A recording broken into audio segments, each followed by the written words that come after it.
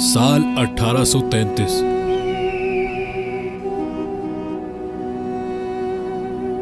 जब कबीला बनी आस के लोग आज जहां दुबई है यहां आकर रहना शुरू हो गए, उस वक्त ये जगह मुकम्मल रेगिस्तान थी और ये अबू धाबी के कंट्रोल में था। दुबई इस वक्त मच्छरों का एक गांव कहलाता था।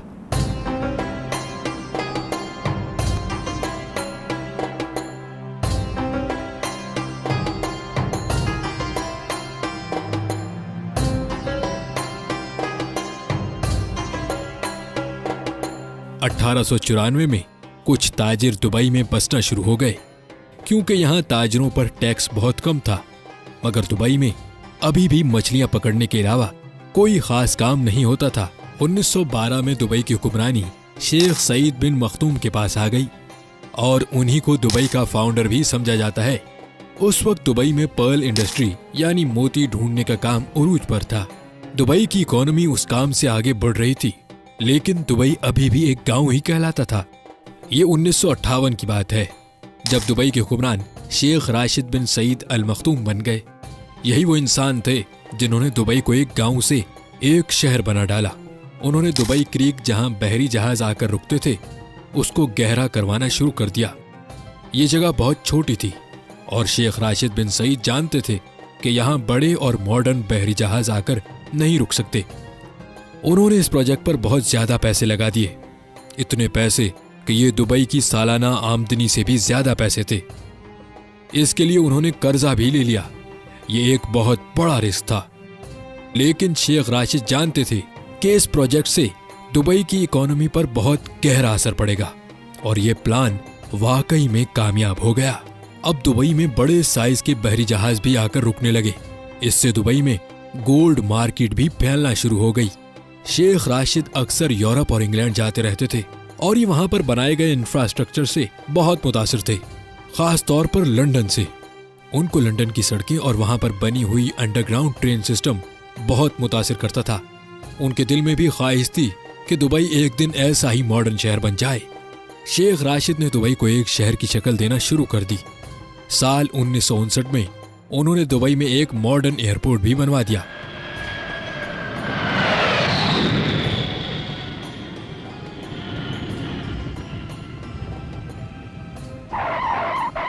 वो दुबई में बिजली की लाइंस, टेलीफोन सर्विसेज और पोर्ट्स वगैरह बनवा रहे थे। लोग समझते थे कि शेख राशिद पैसे जाया कर रहे हैं और दुबई कभी भी एक मॉडर्न और इंटरनेशनल शहर नहीं बन सकेगा। मगर 1966 में दुबई की किस्मत बदल गई। ये वो साल था जब दुबई में ऑयल डिस्कवर हुआ, लेकिन यहाँ तेल के ज़खायर इतने नहीं थे।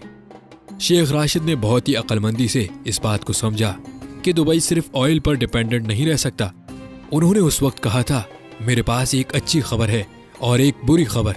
अच्छी खबर तो यह है कि दुबई में ऑयल डिस्कवर हो गया है और बुरी खबर यह है कि ये तेल बहुत थोड़ा है।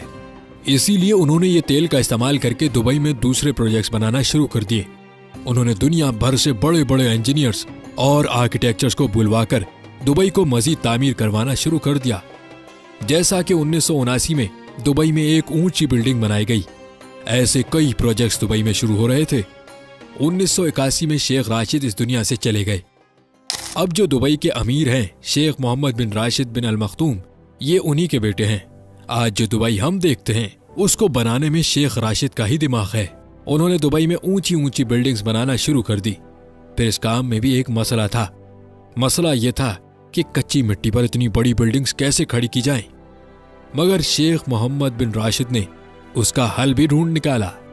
शेख मोहम्मद बिन राशिद ने महसूस किया दुबई के अतराफ पहाड़ वी शेप में बने हुए हैं, यानी यहाँ जरूर कभी पानी मौजूद होगा जो पहाड़ों की शेप कटी हुई है।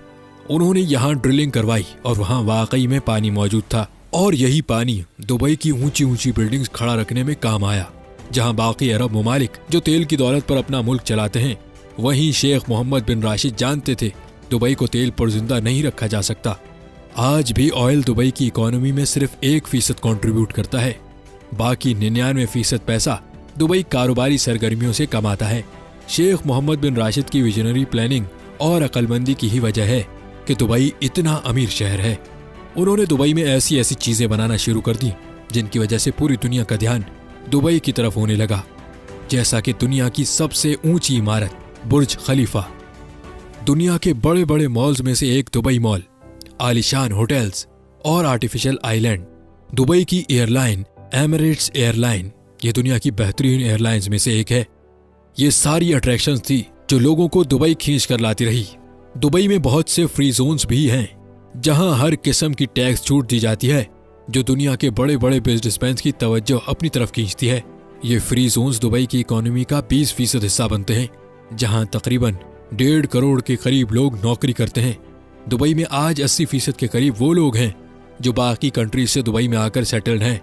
आज दुबई में वो लोग भी हैं जो मेहनत करके पैसे कमाकर अपने प्यारों को वापस घर पैसे भेजते हैं, और वो लोग भी हैं जिनके पास बहुत सा पैसा है। दुबई में हर वो सहूलत मौजूद है जो दुनिया के बड़े बड़े मिलियनर्स और बिलियनर्स को अपनी तरफ लाती है।